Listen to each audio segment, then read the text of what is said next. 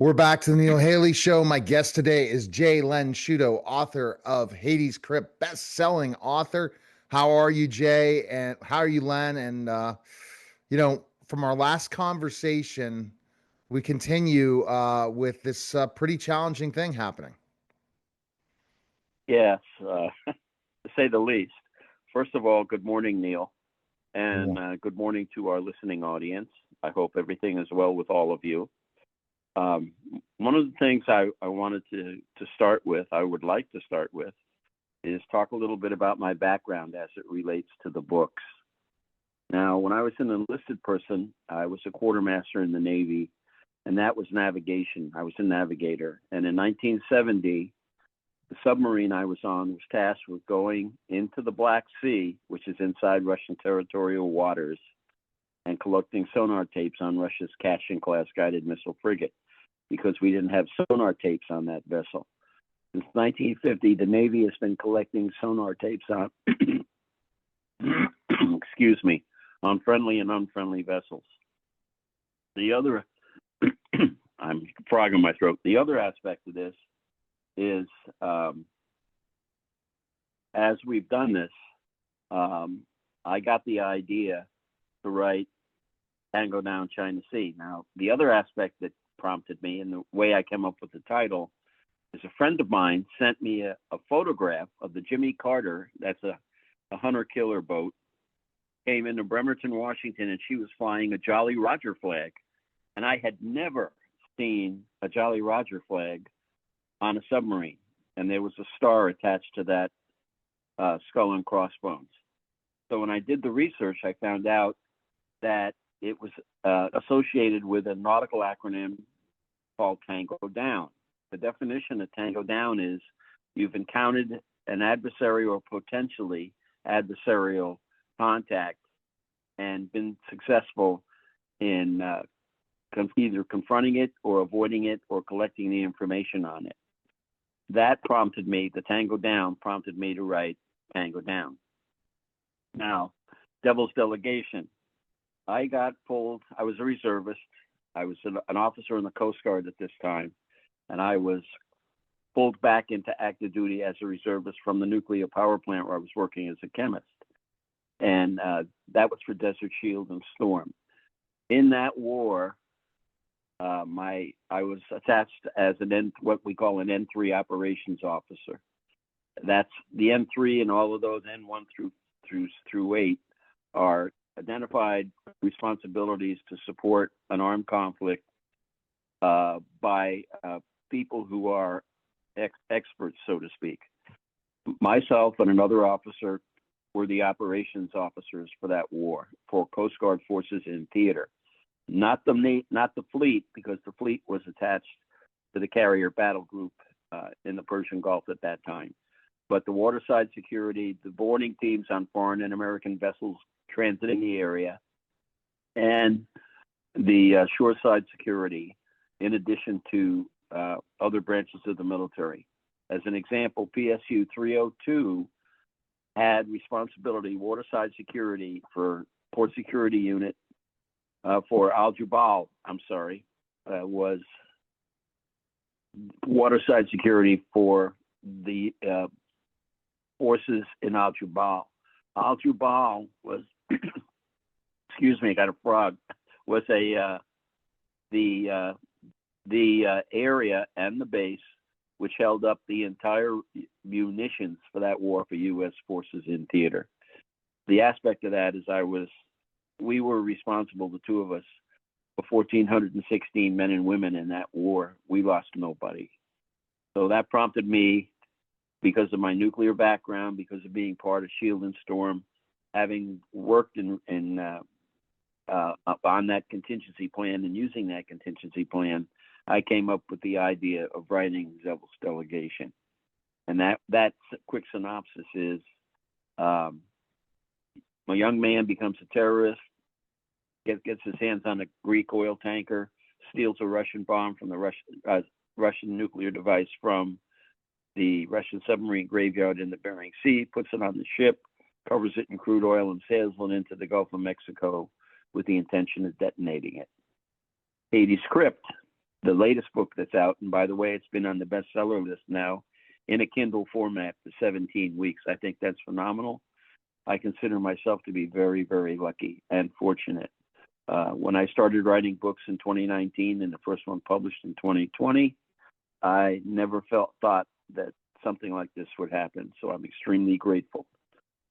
So Hades Crypt, I was supposed to get out of the Navy as an enlisted guy 90 days early. They canceled it and sent me to the Bergall SSN 667.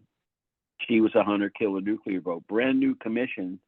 And I got my 90 days was canceled because I had to go to that boat to be the backup navigation human behind the automated navigational system on that boat. Squadron told me, oh, you'll only be gone 10 to 12 days. And then, so you're not going to miss school, because I had already signed up for my college, go back to college. At the end of my sophomore year was when I got pulled up to active duty as an enlisted guy.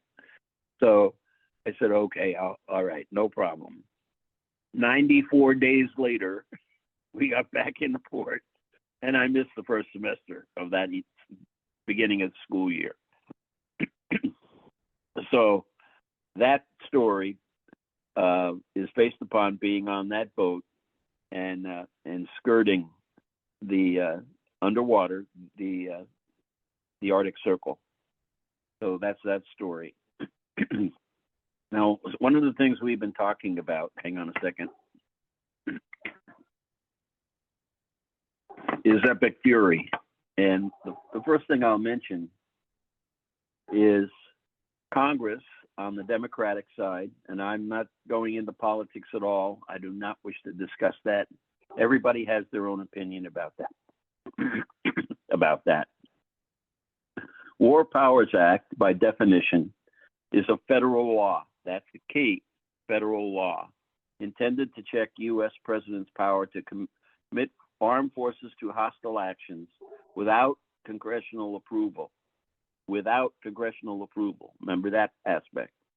It requires the president to notify Congress within 48 hours of deploying troops and mandates their withdrawal within 60 to 90 days unless Congress authorizes continued action. Now, we've known, if you've been following the news, that the House shot it down and the Senate passed it. Now, what would have happened if both the House and the Senate negated it, voted it down? There are several options that I'll mention. First of all, if it's voted down, it goes back as the commander-in-chief to the president, and he can veto that vote and continue on. He did notify within 48 hours. That's been advertised. If it is vetoed, if he vetoes it, then what happens is it goes back to the Senate, and if 2/3 of the Senate passes the operation, and in this case, Epic Fury, then he can go on for 60 to 90 days. So that's what would happen if it got totally shut down. So he still has by definition, still has up to 60 to 90 days to work this law, to work this operation. Now let's talk about the effects of Epic Fury. As of yesterday, and when Secretary of War and CENTCOM and Israel, the information passed was as of yesterday, and that's Saturday to Friday is 7, and so 9 days. 59 ships of their Navy has been eliminated. They have no Navy anymore. 90% of the missiles have been destroyed, and the drone aspects, they had thousands, literally thousands of drones. Yesterday, in a 24-hour time frame, only 13 drones were detected and shot down. So that's an amazing feat completed by the United States military. Now, the part that is disconcerting to me is they announced that the son of Khomeini is now the new leader in Iran. And if you've done the research and looked at the history of this man, he's 56 years old.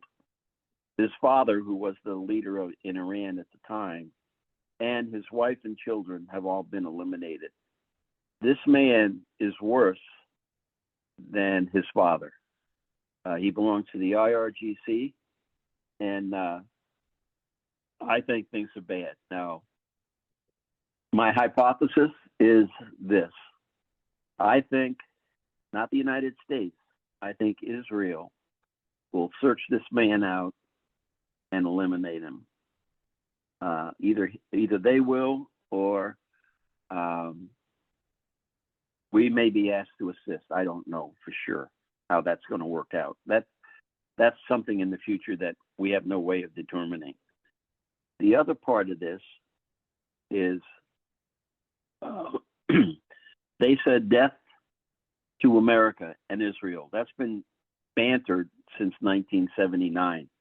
So what I did is I did the research and I looked up the attacks that have happened to our bases, to our embassies, to our ships, etc.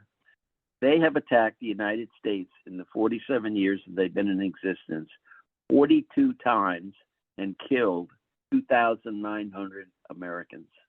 If that's not war, I do not know what war is. So what are some of the rippling effects to Iran's allies? And I mentioned that the snake now has 4 heads. And that's China, Russia, North Korea, and Iran. The China, as we know, and as I mentioned in a previous podcast, they signed an agreement with Iran. They were buying Iranian oil at a discount. They were buying the oil, Neil, at $15 a barrel. It's over $100 a barrel today as I talk to you. So in addition to them selling the oil to China, China then jacks it back up and sells it in the world market to make additional monies. The other aspect of this that they verified and determined is that China has been sending, as I mentioned in a previous podcast, sodium perchlorate and missile components. Now, the sodium perchlorate is used to make missile fuel, but I told you that, or I mentioned in the previous podcast, that my hypothesis is that they're also sending nuclear material to Iran. Now, how? The sodium perchlorate has to be put in a specialized container to prevent it being exposed to the atmosphere, because once exposed to the atmosphere, it explodes. So Right. These containers are put in what I call what you see on a container ship. They look like the railroad cars that you see going by on the train track. Mm-hmm. And so there's no way to look at those containers or to even inspect those containers. So they're isolated. And in the containers, if it's being done this way, there's no way to detect the radioactive activity that's emanating from the material. The other aspect of this is, and it's been verified again, when we talked about, or the president talked about initiating Epic Fury, Israel passed the information to the United States that they knew that Iran had enough material to make 11 nuclear devices, and it would take them about 10 days to make those devices, bombs. So the President of the United States invoked the War Powers Resolution in 1973, which I've previously defined in a previous podcast and today, to go in and try to eliminate this material. Now, he's tried diplomacy, and I'm not going to get into the politics here, but if you've tracked what he was trying to do over time, he tried to do it diplomatically. He had conversations with these people, with Khomeini, multiple times. Our representative in the United Nations talked to the the Arab countries in the United Nations. They've had other countries talk to that group, the Iranian administration, and they were not able to get this guy to agree to anything. Now, these people, and Khomeini as an example, their goal is to control the Middle East. That was what their original goal was. They wanted to unify it. They wanted to be a world power leader because of the nuclear weapons that they were trying to create. They are an aggressive country that is tied into a religious philosophy where it's a great thing to be eliminated from the face of the earth. Not only their population, but other populations as well. Now, China has come up with a hypersonic missile. We have a hypersonic airplane that's in an experimental phase. It's already been flying. And the missile itself, and I mentioned earlier, if it was launched from the east coast of China with a target on the west coast of California, that impact time from launch until impact is 28 to 30 minutes. That is unbelievable.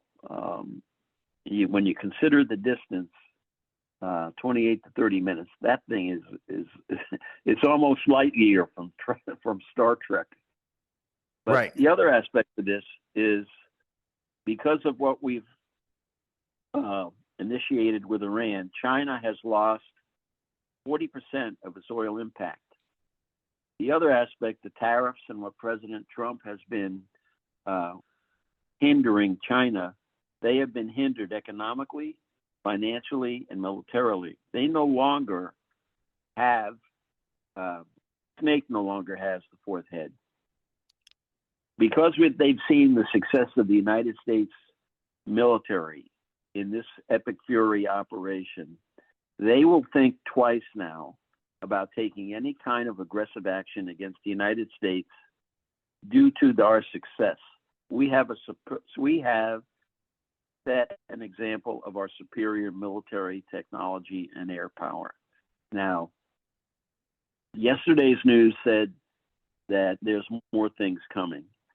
My personal belief is that, like I said, I think Israel will find this new successor to his father and eliminate him because he's just as bad. Now, there's a chain of command that I'll talk about, and I'll talk about the United States one. Any kind of, in the United States, if the president passes away, either peacefully or medically, whatever, or militarily, the vice president is the next guy. Then it's the speaker. Then it's the president pro tem of the Senate. Then it's Secretary of State. Just to let you know, I'm not going to go down the whole list, but our chain of command goes down 18 people. And the last one, number 18, is the Secretary of Homeland Security.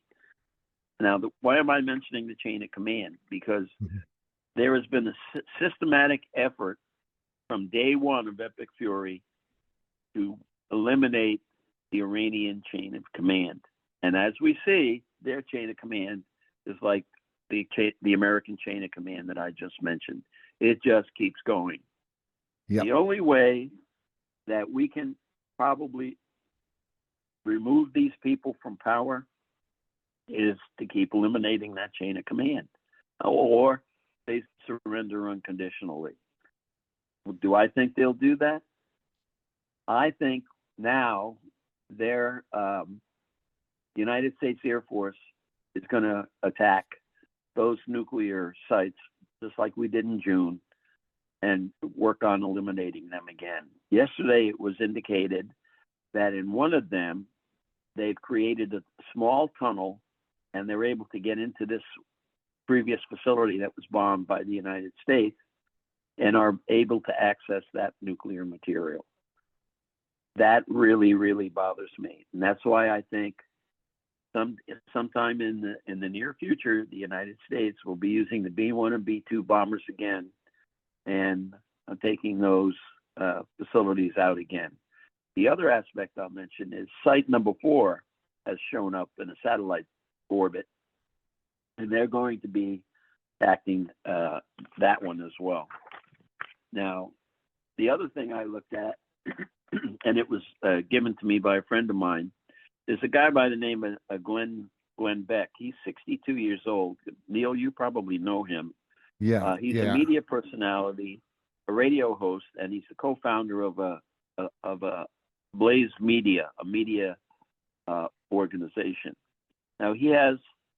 I'll give you a little bit of his political view, but first I'll mention that he founded Mercury Radio Arts, a multimedia company, and co-founded a conservative news outlet called The Blaze, like I previously mentioned, Blaze Media. He is a strong proponent of constitutional conservatism, limited government, and free markets. He's a prolific author. He's written for numerous books, fiction and nonfiction, but he's also written for the New York Times. He was born in Washington State, and he's had the bad side is over his personal life. He's even overcome narcotic addiction. Now, to understand why Trump attacked Iran, we need to know about CRINK. That's C, the letter C, the letter R, I, N, K. Those letters spell out China, Russia, India, North Korea. I'm sorry, China, Russia, Iran, and North Korea. Okay? So this new, we call it Axis powers. It's not a formal alliance like NATO. There's no signed treaty. They share headquarters, they share information, and they support each other with from a logistical aspect. Okay? Trump knocked that Iran out, so that CRINK is no longer CRINK. Okay? China, if you look at China and her support of Iran and doing other things, and I mentioned in a previous podcast, they have a silent war with us. The silent war with us is what they produce, what we bought from them, et cetera, et cetera. You buy something today, you look at the label, it says made in China. President Trump has cut back on those and added tariffs to it. So we're hurting them economically. But the key to China, its biggest vulnerability is energy. They have limited oil and natural gas, and that's why they have to go out and buy it. When Iran became the fourth head of this snake, they got a deal. I mean, let's be realistic, $15 a barrel. I've never seen oil in my lifetime, and I'm 80 years old, as oil being sold for $15 a barrel. So the oil, they cannot produce of their own, and Iran is the primary supplier. What does Iran mean to Russia? Okay. Every drone Russia has fired into the Ukraine, as an example, was designed by Iran. That's been documented. And this is Beck calling now, writing, and this is his information. Yeah. All right. Operation and Epic Fury just took the drone system out. And like I mentioned, only 10% of missiles now are flying out of Iran and into targets. The drones have been cut down by thousands and thousands. We're only seeing 13 drones a day flying out and attempting to hit targets. And they don't have a navy. They've been neutralized, okay? Now, the other aspect of this, what does India mean to this CRINK? India is the economics aspect. It's designed to create an alternative reserve currency and end American financial dominance. That's what their goal is. Venezuela and Cuba are proxies, and I already defined in a previous podcast what proxies were. So that means like for example, they're using their terrorist forces, but we've been eliminating their terrorist forces for the most part. Proxies are other countries that are willing to support Iran in its philosophy to attack Israel and the United States. They use terrorist groups. Now, the other aspect that I'll mention as a corollary to this is in 20 to 24, with unvetted borders, they just let people walk across. They were not questioned. A lot of their material was not inspected. And, realistically, they could have been moving nuclear components into this country and giving it to their Chinese point of contacts here in the United States. And when I say a silent war with China, if you look at the documentation, 329,000 to 384,000 acres of land in the United States has been bought by people who are from China. The majority of that acreage is around military bases. So at any kind of outward offensive action taken by China, they can probably use these acreage to stockpile that you can't find and attack our military bases here. So we'd be fighting on more than one front. What is the question that matters? The question is, does this shorten conflict or seed the next generation of conflict? Only history, in my opinion, is going to be able to answer that question. No one, our government, our analysts, the military, the United Nations, who I feel is a neutral organization in these days, that has no power, that can't do anything. Nobody can answer that question. You cannot pretend, based upon what I'm saying to you, and if you all do the research, you cannot pretend that these questions, these connections and questions cannot be answered. We don't know. Okay? So those are the other aspects. Now let's talk about, I have a few minutes, I got a couple. Russia has nuclear weapons. These are the countries: US, Russia, China, North Korea, Pakistan, India, and Israel. The number one country that has the most is USSR, Russia, 6,257. United States is second at 5,550. China is third, 600. North Korea, 50. Pakistan, 170, and that's surprising. India, 180, and Israel has 90. So if you look at all of that, and then you look at the missiles, we have 3,000 plus missiles. Russia has 10,000 plus missiles. China has 2,850 plus missiles. North Korea, 1,000 plus. Pakistan, 40 plus. 170 plus. India, 172. Israel, 1,500 plus. So you can see that if you look at this, if the four-headed snake, or Iran remains the four-headed snake, you add those numbers up, they've got us 3-1 in missile capacity. Now, we have a system called the Golden Dome. I don't know if those types of numbers are targeted to the U.S. I cannot tell you, because if the Golden Dome will be entirely successful. And I'm talking about missiles capable of carrying nuclear warheads. I have no information on Golden Dome. I don't know what the specifics are, and they're not going to tell me because it's a classified system. So that's the whole thing, Neil. That's what I wanted to talk about today. I believe, in my mind, that if we did not do this, we were looking at radioactive fallout coming from our own country, where a nuclear device has been detonated on our soil. At one point in time, or not? What are your thoughts? You think it would be at one point in time, or do you think it could have, doing it now would be the only chance to do it? You mean detonating a nuclear device No, on our no, no, no, soil? no, no, no, no, no. Meaning us attacking now was the only option we could do at this point in time, because at one point, if we would just let things go and ignore Yeah, it, we can't do that. because We can't do that. China is looking to develop the axis there, as you said, that snake.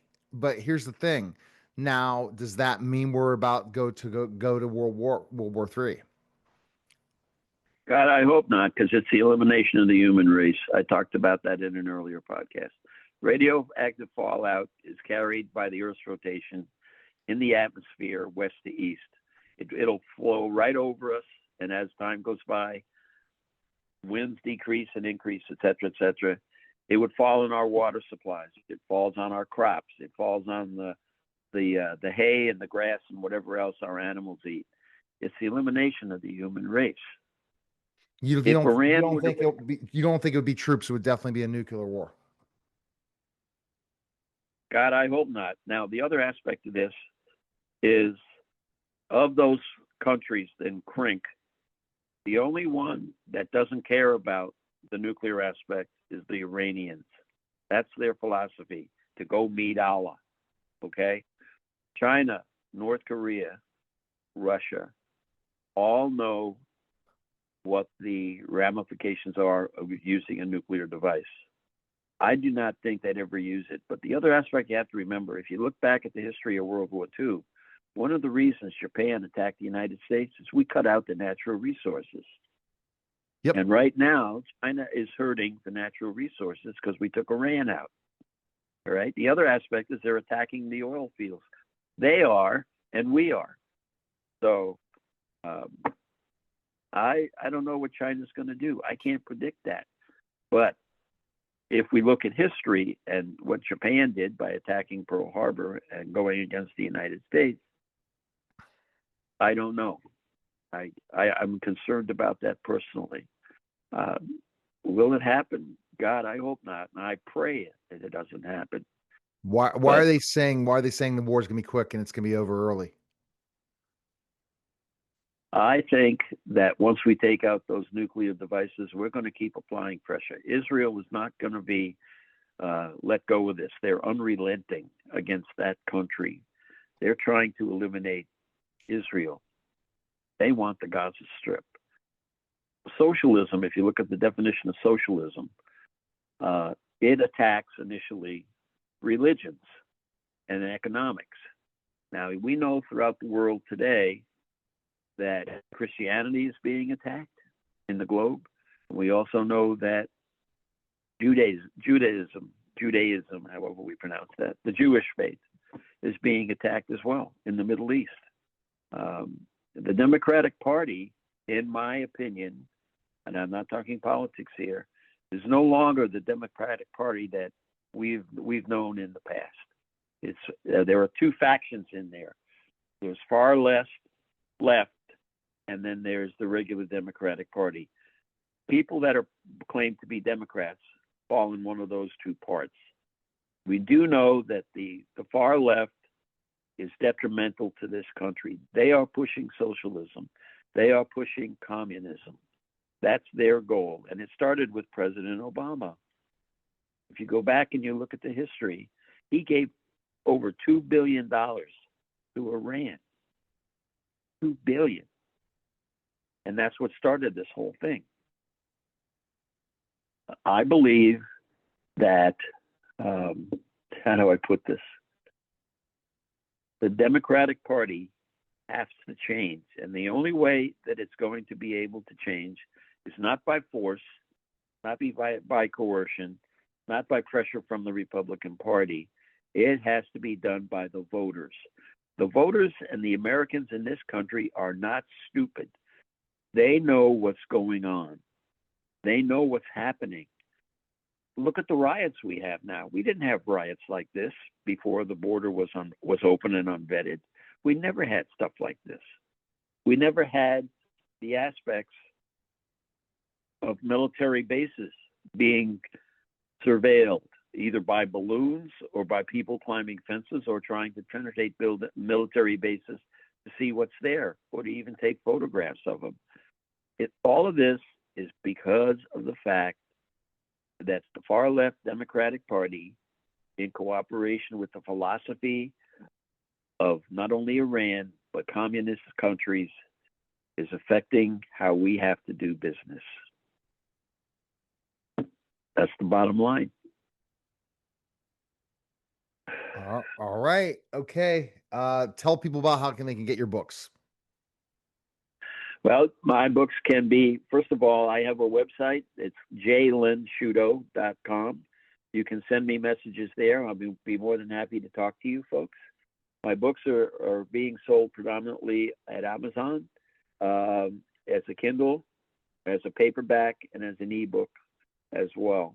So I thank you all that's been buying the books, not only Hades Crypt, but Tango Down China Sea and the Devil's Delegation.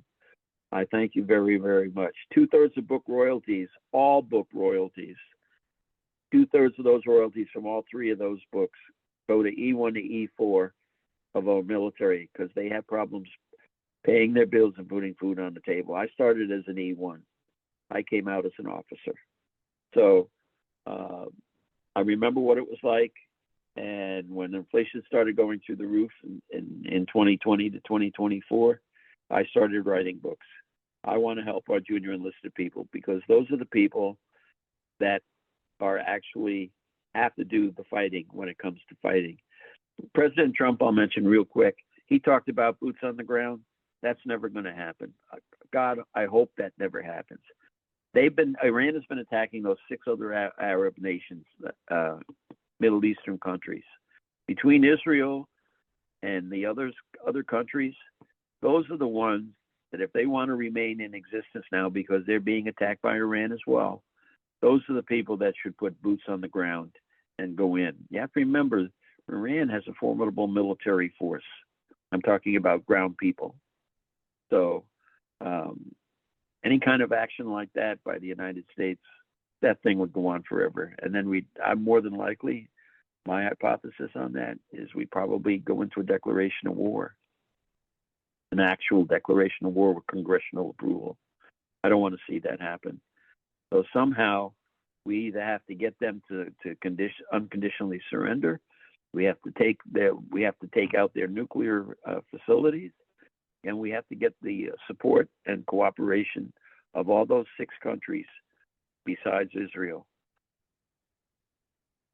All right. That's it. All right. That's it, Neil. Thanks, Len. Appreciate it.